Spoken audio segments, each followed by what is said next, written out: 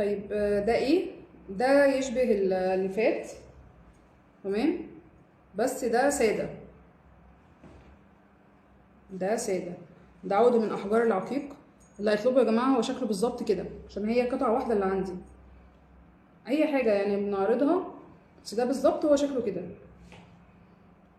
عشان قبل كده كان موجود قطعتين، فده دي اللي متبقية يعني. عقد من احجار العقيق، ودي برضو احجار عقيق. شايفين شكله؟ سلسلة التطويل دي عشان هو ايه، مش طويل قوي، هو بالظبط طوله كده.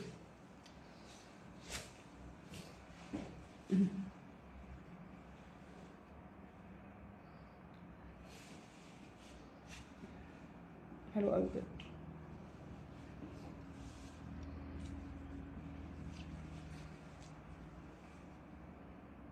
عقد من احجار العقيق، دي من الحاجات برضو اللي هننزل عليها عروض في عروض نوفمبر.